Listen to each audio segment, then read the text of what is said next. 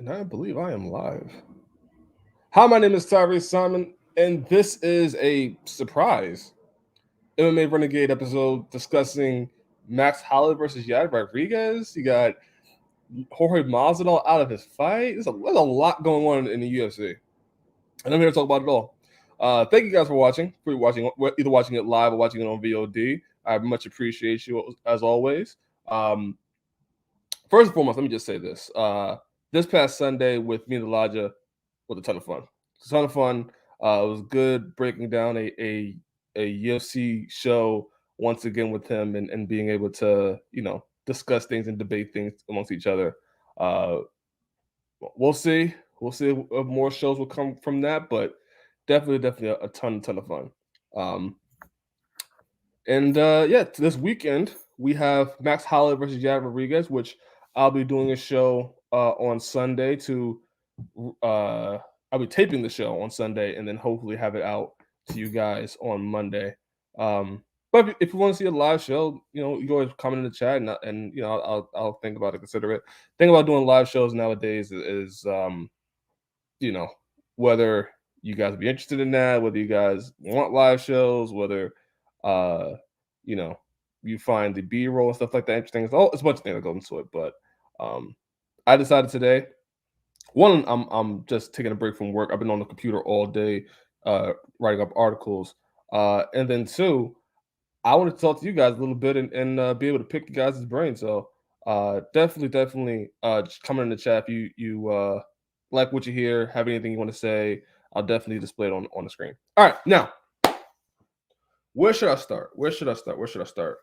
Um, let's start with Jorge Masvidal being out first. Let's start with that. 'Cause I think the UFC event this weekend, although you have the main event between Max Holloway and Yair Rodriguez, um, there are there are names on this card. You got Felicia Spencer's on this card. You got Tego Moises, Song Yudong is back on the card. There's a bunch of names on this card, but compared to what we just came from with UFC 268 and what we have looking forward to UFC 269, this one it's a nice fight night.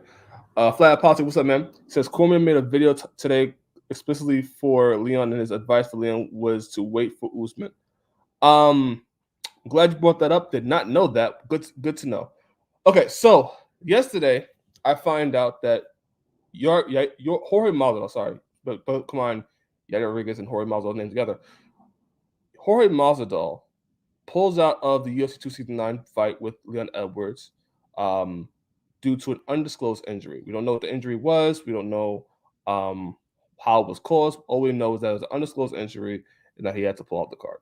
Okay. So I called Elijah right after the news broke. And we got into a little bit of a heated debate, which we didn't really finish, where he talked about how he thinks Leon Edwards should wait for the title, kind of like what Cormier says, apparently, and that Leon Edwards, he deserves to be the next title contender. He deserves to fight for the title next. There's nobody left for Usman. Leon Edwards should get the fight, right? And those were Elijah's words. So Elijah is on the train of Leon Edwards should fight for the title, just like kind of what Cormier is apparently. Um, and I said, you're out your goddamn mind that you think Leon Edwards is going to get the next title shot. Respectfully. Um, let's be honest here, right? So Leon Edwards has had the string of bad luck. He's had like a black cat has walked by him or he walked underneath a ladder. He has horrible luck. So last year, COVID happened and then he gets COVID.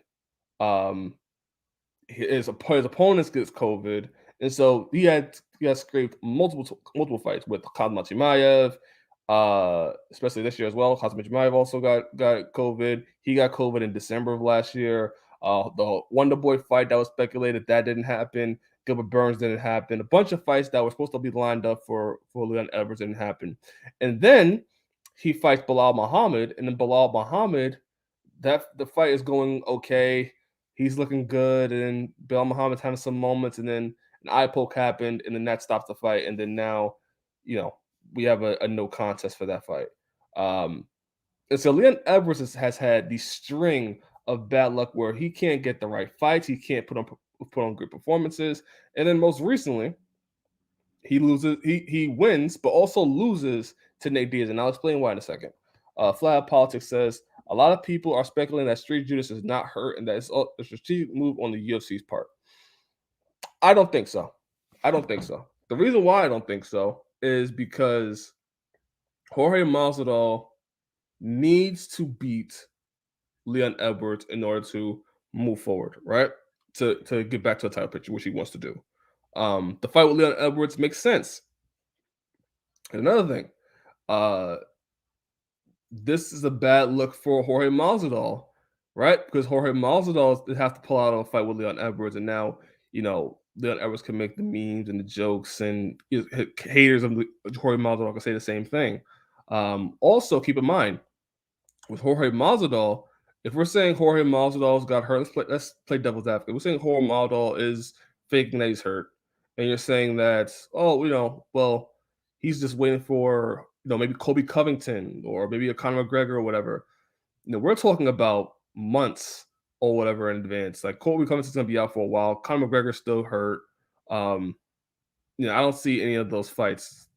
I don't see Corey Masvidal saying he's hurt just to get out of fighting Leon Edwards and fighting those guys. And I also think as well, I think people got Jorge Masvidal messed up when they think that Jorge Masvidal versus Leon Edwards going to be a competitive fight. I think Leon Edwards. I favor Leon Edwards, but I still think Jorge Masvidal could give him some problems. So I don't believe Jorge Masvidal is feigning injury or the UFC are strategically doing this. I think the UFC are kind of trying to you know trying to get together and trying to come up with some type of fight to keep Leon Edwards on that card because you have Dustin Poirier versus Charles Oliveira. Nobody really knows who Charles Oliveira is. Everybody knows who Dustin Poirier is, and you have Amanda Nunes versus Juliana Pena, and nobody really knows who Juliana Pena is. So now you have two fighters who people know who Dustin Poirier is, people know who Amanda Nunes is, but nobody really knows the others. Respectfully to them, but nobody really knows who Charles Oliveira is or who Juliana Pena is. So that Jorge Masvidal and Leon Edwards, even though it was the co-main event of that card, it was the card that everybody was looking to see and everybody was had key interest on because they know the three-piece Minnesota with Jorge Masvidal. That's why that's why that fight is on that card, right? So the UFC is scrambling to try to find a replacement for Leon Edwards, and Leon Edwards. I think his manager or maybe his brother talked about how they're only looking for a title shot next, nobody else. And I think that's a mistake. Well, I'm gonna bring up Flathead Politics point where he says Corman made a video today explicitly for Leon and his advice for Leon to wait for Usman. I think that's a terrible idea. And here's why. So me and Elijah talked about yesterday about he was saying that Leon Edwards he beat these guys and he beat Nate Diaz and actually what I'll even pull up the names that Leon Edwards has beat because he's on an impressive win streak, right? He's beaten since his loss to Kamaru Usman. He's beat Dominic Waters, Albert Tumanov, Vicente Luque, Brian Barberena, Peter Sabata, Donald Cerrone, Gunnar Nelson, Rafael dos Anjos, and then Nate Diaz, right? So he is on a 1, 2, 3, 4, 5, 6, 7, 8, 9 fight win streak. He's on a 1, 2, 3, 4, 5, 6, 7, 8, a 9-5 win streak. Make sure I counted all right. 9 fight win streak. All right. However, it's not what have you done? What have you been doing? What have you done to me lately? Right. So although Leon Edwards is on a 9-fight win streak, it's about what have you done for me lately? And unfortunately for Leon Edwards, he has not been able to do much lately because of either inactivity, whether his battles with COVID, whether not having the right opponents, whether negotiations. He hasn't been able to show why he should be fighting for a title next. Now, Elijah's argument was, oh, well, he beat Nate Diaz, and I had to stop him. I said, yes, he beat Nate Diaz. I hope you guys get the light up. Probably the lighting is hoping to get me right, but he beat Nate Diaz, but he didn't beat Nate Diaz, right? He beat Nate Diaz in a way where Yes, you look good. Yeah, you dominated for the most part, but there's that 1 minute and where you look very vulnerable. And just so happened that 1 minute was at the very end of the fight where people speculate, if that fight would have went on, if he was a bit longer, if Nate Diaz didn't clown around. And I even said that Nate Diaz didn't clown around. Would he have gotten Leon Edwards out of there? Would he have finished Leon Edwards? And that's the part where Leon Edwards lost, because that fight, if you remember back and think back to it, when the fight was announced that Leon Edwards was going to fight Nate Diaz, that was in my brain. That was thought of as Leon Edwards, if he goes in there and beats Nate Diaz, now you cemented yourself as a name. Now you put yourself over. Now people will start paying attention to you, and now you become a bigger star to where, hey, you beat a guy that is on paper beatable for you. You made it look easy. Remember, Leon Edwards even came out and said, "I'm going to finish this guy. I'm going to TKO this guy. I'm going to be the first to knock Nate Diaz out." That's a lot. That's a lot of big claims from Leon Edwards that he did not back up, right? And so when you get that moment where he gets hurt, he looks vulnerable, it's hard for you. That's why I say he won, but he also lost. It's hard for you to um, become a name off of that, to increase your star power off of that, and also demand that you deserve a title shot after that. Right? That's why the fight with Jorge Masvidal is what happened. What's happening?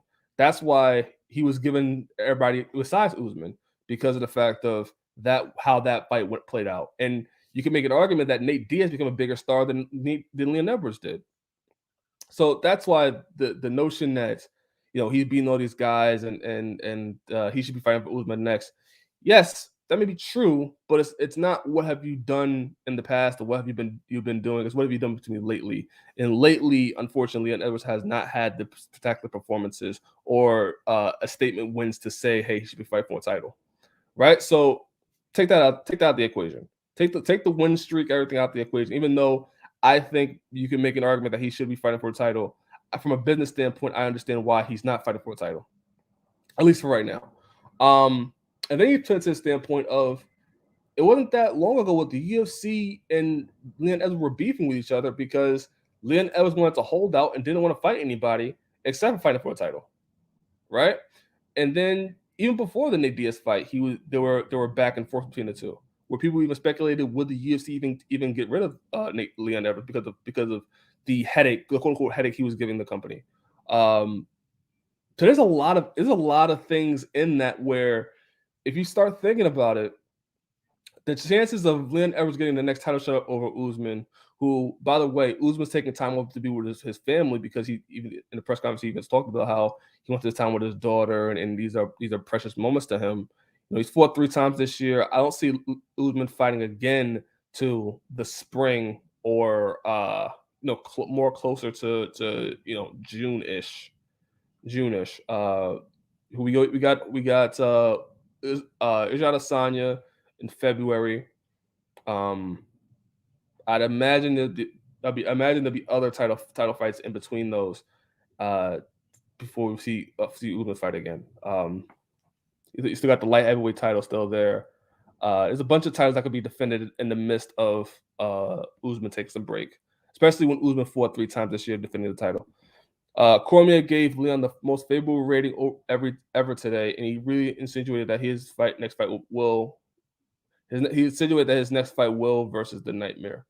Um, maybe Cormier knows something we don't. I highly doubt it, just because of what the UFC and Leon Edwards were beefing over, and well, it was because Leon Edwards thought he should get a title shot, and the UFC said no. Um, and I think, if I'm being honest with you, from a business standpoint, I don't understand Leon Edwards fighting for a title, and I think it'd be hard to market Leon Edwards fighting for a title, especially when people don't know who Leon Edwards is, right? So you're going from Usman's going from fighting Jorge Masvidal, who's a big name, going to fight Colby Covington, who is a big name, and then goes to fight Leon Edwards. I don't see that happening unless Leon Edwards has a impressive win. Or does something as a statement. Because you also got to keep in mind, you got Vicente Luque out there, who I think probably should get the nod over Leon Edwards right now. You got somebody I want to bring up in a second, Kazmat Chimaev, who also has a lot more clout than Leon Edwards. Like there are names ahead of Leon Edwards right now in terms of who should fight for a title, sort of who is more relevant. And at this point right now, Leon Edwards right now is irrelevant. So yeah, I really doubt that that's the case. And so then the question becomes: so what does Leon Edwards do? What should Leon Edwards do? And as unfair as it might be, Leon Edwards has to fight somebody. He has to. He has to fight somebody. Whether it be Gilbert Burns, whether it be Kazmat Chimaev, which I'm going to talk about in a second, Leon Edwards has to fight somebody in the meantime between Kamaru Usman being out so that his name is relevant and so that he is a first choice option for Kamaru Usman. Right? Because again, if you're not doing anything for me lately, you haven't beat anybody for me lately, you haven't done anything spectacular, you kind of get thrown to the wayside a little bit. And especially if you're not a big name, no one really knows you. And you haven't had the most impressive performances as of late. It makes it hard for you to get a title shot. I'm gonna be honest with you. And that's where I say, well, who fights Leon Edwards next? And my first response, my first thought immediately was Nick Diaz. No, Nick Diaz. It was the Wolf. Send in the Wolf, Kazmat Chimaev. Kazmat Chimaev makes the most sense for Leon Edwards to fight. Think about the storyline. There's so it makes so much sense for so many different reasons. Number one, the storyline. There's a story to it. Kazmat Chimaev and Leon Edwards supposed to fight around the same time of UFC 269 happening this year. I think it's supposed to fight on the 19th of December. Right? UFC 269, I believe, is when is it? December of 11th, right? So we're talking about around the same exact time, a year later, that the fate aligns where Kazmat Chimaev is coming off a big win with his comeback fight against the Leech. And now Leon Edwards is looking for an opponent. The fight that happened last year, I could see the UFC making the same decision and having a fight again this year around the same exact time. It's perfect. It's a perfect setting. That's the storyline there. The storyline of they're supposed to fight so many times, it didn't go through. Now a year later, when it was originally scheduled, that fight happens, right? Kazmat Chimaev is a big name right now. Leon Edwards needs somebody to fight. Perfect fight. Leon Edwards, the UFC is trying to put Leon Edwards in difficult positions. Kazmat Chimaev is the person that UFC wants to push. Again, Leon Edwards has to stop the hype train. Kazmat Chimaev is trying to be the guy in the welterweight division to fight for the title. That fight makes sense from a storyline standpoint, right? Then you go from a business standpoint, right? You wouldn't believe me. Kazmat Chimaev is a bigger star than Leon Edwards. Yes, the number 10 guy in the welterweight division is a bigger star than the guy in the top 5, and that's somebody that people are saying should fight for a title. Kazmat Chimaev has more followers on social media. Kazmat Chimaev has more people interested in him and wanted to talk to him and wanted to see him fight. Kazmat Chimaev is putting on the most impressive performances, even though he has had less time in the UFC than Leon Edwards is. Again, it's about what he done for me lately. And Kazmat Chimaev is the guy that everybody is talking about and everybody is wanting to see fight. All right, so Leon Edwards, if he had to pick somebody to fight in the midst of not having Jorge Masvidal to get his name value up, to get him ready for a title shot, it would be the guy that is the most popular in the welterweight division, sans Jorge Masvidal, and that's Kazmat Chimaev. Right? So from a business standpoint, Kazmat Chimaev makes the most sense for Leon Edwards.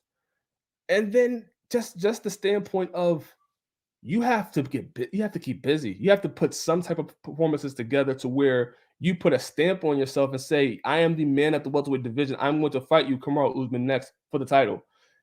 Leon Edwards hasn't had that. Again, he won, but he also lost to Nate Diaz in the way that fight went. Before that, it was the Bilal Muhammad eye poke that it went to a no contest.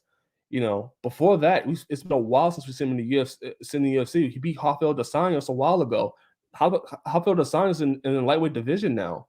And you look at the names he beat before that.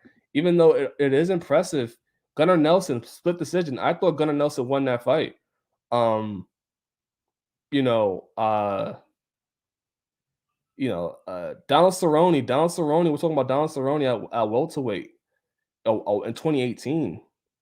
Peter Sabata after that. Brian Barberina after that. He hasn't won over Vicente Luque. That's Vicente Luque in 2017. Vicente Luque is a different person now. Like there's so many. Like when you really get down to it, you want to get real about it. Leon Edwards, again, it comes down to what have you done for me lately. The Vicente Luque fight, Vicente Luque is a different person now. If you fight him now, it becomes a different story. If he beats him now, it becomes a different story. But that's the Luque from 4 years ago. Oh, said the video was titled "Don't Take the Bait," meaning don't get pressured into fighting Khamzat Chimaev. Listen, man, he's gonna have to, right? That's the fight that makes sense. Flathead. If you think about it, right? So just your opinion, you can come into the live chat as well. If you think about it, Leon Edwards has to fight somebody relevant and somebody that can get him to the title. The person that is relevant, the person that is making the most noise, the person that's speaking the loudest is Khamzat Chimaev. That's the fight he has to take. That's the guy the UFC wants to push. He's the poster boy the UFC trying to push, quote unquote. So as the guy that's trying to be spoiler and the guy that wants to, you say you really want to see Street Judas versus Leon Edwards. Hey, listen, that fight may happen down the line. I don't think that fight is out as going away until they fight. That fight will always be there. But we're talking about Leon Edwards fighting for a title, and Leon Edwards has to fight somebody, anybody before he gets for a title shot even gets brought up. There's guys that are making waves and are doing something. Hell, I believe Sean Brady is about to fight Michael Chiesa soon. If Sean Brady beats Michael Chiesa, we got to say about what does that say? Right? You got somebody that's also on the winning streak, somebody that's also undefeated, beating somebody in the top, was it top 6? I think Michael Chiesa is top 6. No, top 6. Bilal Muhammad about to fight Stephen Thompson. Like the welterweight division is getting busy. You can't afford to say I'm gonna wait for a title shot. When you got people that are making moves and are constantly out there in the public, either fighting or being relevant in what you are doing. So I like that's the worst advice to give Leon Edwards right now. And I'm the person that says, you know what, know your worth, know your value. But if you have no negotiating power at all, and you can't bargain with anything, you can't say what your most impressive win has been in the last couple of years. So what can you really bargain with? So I think that's I understand what Cormier is saying. I understand he's saying not to take the bait with Khamzat Chimaev. I understand the sentiment that he probably should be a consideration for a title shot. But from a business standpoint, I don't see it. I don't see it with Leon Edwards. So you send in the wolf. Send in the wolf. Send in the wolf. Send in Khamzat Chimaev, the guy that they're trying to push, the guy that they wanted last year to have a fight against Leon Edwards. Leon Edwards goes out there, beats him clean, beats him dominantly, beats him in whatever fashion. Now you have Leon Edwards talking about, hey, I beat your guy, the guy that you guys been trying to prop up as the next guy in the welterweight division. I beat him, dominated him. I deserve to be next. That's a stamp of approval there. And then you can say, I want Kamaru Usman in the spring or close to the summer of 2022. That's a statement win. But you have to do it. You have to do it in impressive fashion, and you have to fight somebody. You can't do that by going on Twitter and saying, "I want to fight who want to fight Usman whenever that fight may happen." Because that fight may not happen until the spring or June, and by then we're talking about welterweight contenders already moving up in the rankings. So yeah, I think Leon Edwards should fight Kazma Chimaev. I think that's the fight that makes the most sense for Leon Edwards and for the USC. And that's a real test for Leon Edwards. It will prove to him and it will prove to the world whether he is that guy in welterweight division, whether he should be the rightful person to fight Kamaru Usman, or it shows that you're not that guy. You're not that guy. You're not that guy, pal. You're not that guy. So yeah, I think that's the fight to make. Send in the wolf. Um, yeah, so that's the fight. I think UFC 269 still looks good. Hopefully they get Leon Edwards on that card against Kazmat Chimaev. You got Dustin Poirier versus Charles Oliveira. You got Menendez versus Juliana Pena. Cody Garbert's on the card. Sean O'Malley's on the card as well. There are some fights on this card, uh, but to really booster that, they need that Leon Edwards versus Kazmat Chimaev fight. They need that fight to boost it up. You had a good track record with the last pay-per-view to end the pay-per-view season on a high note. That fight will really bring it up. You have a TV in the background.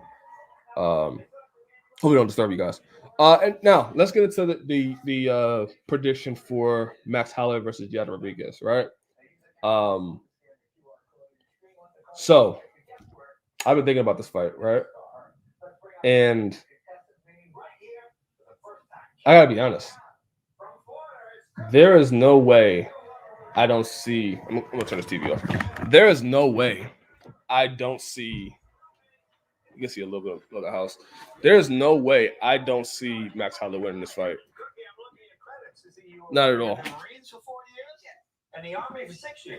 So I had the TV on before I started tripping. There's no way I don't see Max Holloway winning this fight. Not saying that Yair Rodriguez don't have a chance, because anybody have a chance in the fight. But I have Max Holloway in this fight, and I have him winning in impressive fashion, just like he did earlier this year. And just looking at this fight, I forgot how long Yair Rodriguez been out of the UFC. He's been going for a long, long time. We're talking about, I think, over 700 days out of the UFC. His last fight was against Jeremy Stevens at the featherweight. We're talking about a long time off, and we always speculated why Yair Rodriguez took so long off. We never really got an answer as to why. When looking at this fight, it goes back to just what have you done? And Flat Policy, you said you got Holloway also, right? What have you done for me lately? And for Yair Rodriguez, I feel like the jury is still on Yair Rodriguez. I've never fully been sold on Yair Rodriguez. I haven't. Maybe that's part of the inactivity. Maybe it's just who he's fighting. But I never got sold on Yair Rodriguez as a person that's going to fight for a title next. And just looking at where he's at, he's not ranked number 3, right? He beat Chan Sung Jung. He beat Jeremy Stevens. He beat BJ Penn. He beat Alex Caceres. He beat Andre Fili. He beat Dan Hooker way back in the day, right? So those wins look good. It looks good.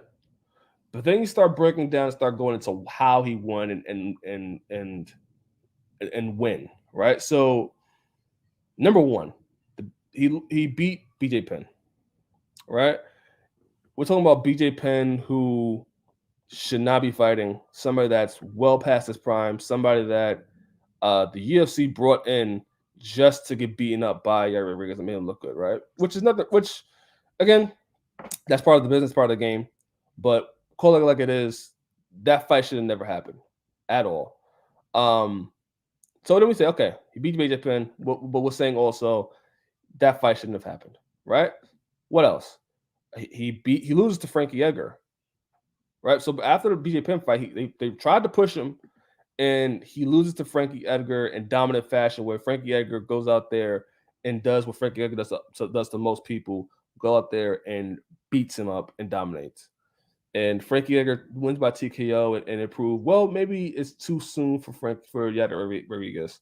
Then he takes some time off. He takes about, I believe, what was it, a year? I believe a year. More than a year. He fought Frankie Edgar on May 13th, 2017. He came back November 10th, 2018. So we're talking about a more than a year layoff for Yair Rodriguez, and he goes out there and fights Chan Sung Jung in the main event in a fight where I thought Chan Sung Jung was winning the fight, and in the very last round, towards the end of the fight, Yair Rodriguez goes in there and starts brawling with Chan Sung Jung, and Chan Sung Jung decides to engage in the brawl, and then Frank Yair Rodriguez hits the famous upward elbow from behind. Beautifully done, massively done, but that happening, that landing, that's a Hail Mary. That's a Hail Mary for a fight where I saw Chan Sung Jung winning that entire fight and about to go to a decision win. So you have that fight. And then the Jeremy Stephens fight's a weird one because Jeremy Stephens, the first one's in a no contest. And then the second fight, if Yair Rodriguez does the thing and beats Jeremy Stephens, but where's Jeremy Stephens at right now, right? So, we're talking about people that are relevant to the division. We're talking about people that are contenders. The names. Chan Sung Jung has not fought the names that Max Holloway is fought. He has not fought enough names to really say whether he is the guy in the featherweight division. His inactivity has hurt him in terms of just people, what the expectation is for him to do.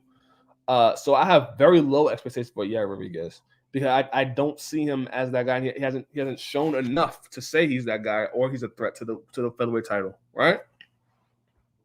Whereas Max Holloway has been busy. Not only the fights against Alex Volkanovski, where the first fight you could say Alex Volkanovski won that fight for sure. The second fight, I think Max Holloway beat Alex Volkanovski, right? So he has been fighting the best champion in the featherweight, best of the best in the featherweight division, and Alex Volkanovski, winning one, I think, and then he goes on to fight Calvin Kattar, and he puts on probably one of the best performances of the year when he beat Calvin Kattar in a five round fight in January to cut for gear.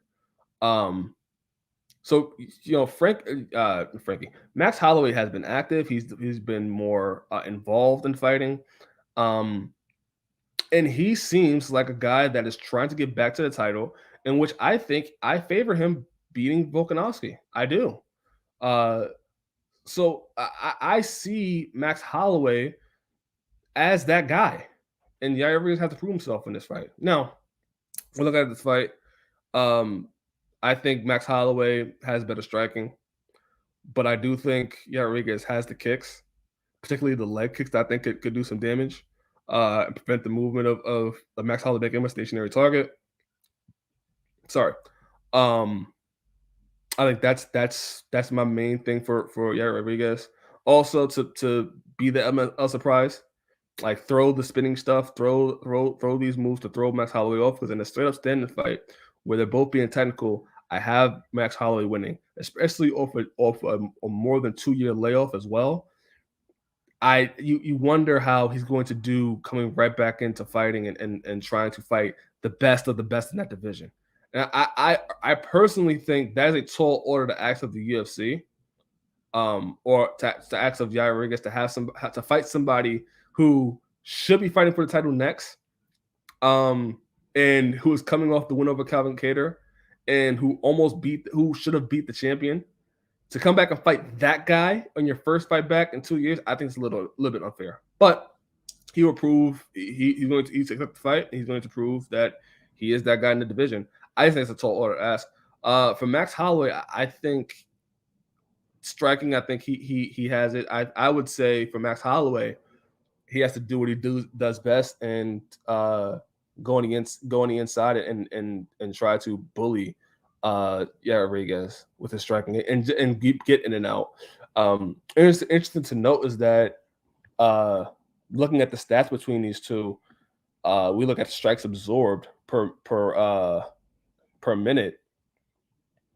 Yair Rodriguez absorbs 3.13. Max Holloway absorbs 4.58. So they're relatively close in that standpoint.